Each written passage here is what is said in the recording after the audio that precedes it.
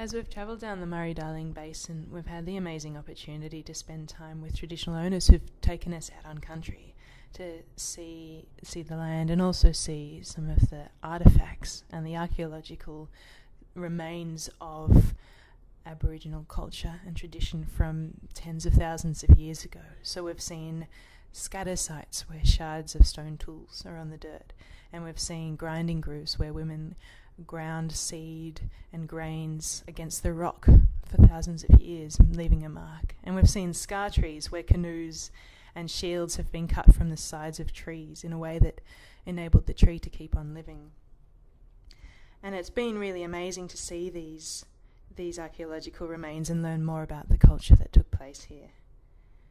There's been a real focus I guess, on these artefacts and these remains in the past 50 to 60 years, particularly through cultural heritage legislation from the government that companies and organisations need to abide by, ensuring that new engineering undertakings and construction doesn't disturb or destroy these archaeological remains. It does seem weird to me that after tens of thousands of years of Aboriginal civilization surviving in this harsh environment, in a very short period of time where the population went through massive destruction, genocide took place in Australia, and now in the last 50 to 60 years it seems like Aboriginal communities have to prove to the rest of Australia that they were ever here with these archaeological remains. It must seem incredibly frustrating and incredibly difficult.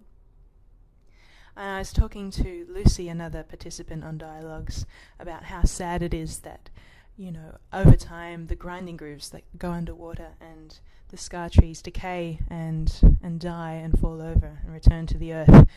And Lucy turned to me and said, "But isn't that amazing? Isn't that incredible that after 70,000 years of civilization, the footprint that Aboriginal communities left in Australia was so light?"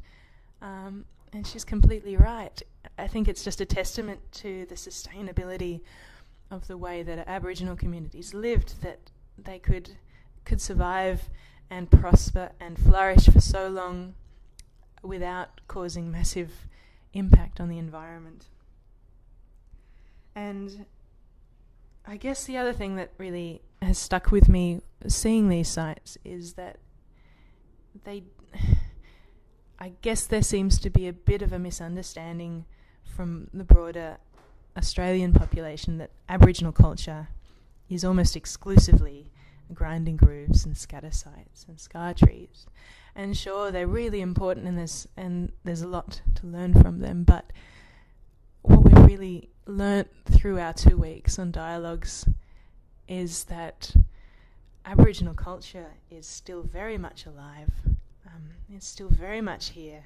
The people that we've met, the traditional owners, have taught us about the belief systems and shared some of the oral history and the culture with us over the past 2 weeks. The Guamu people still dance the spirit back into the river when the rains have gone, and the Ngarrindjeri in South Australia still understand and talk about the incredibly symbiotic relationship between the environment and the plants and the animals and their people.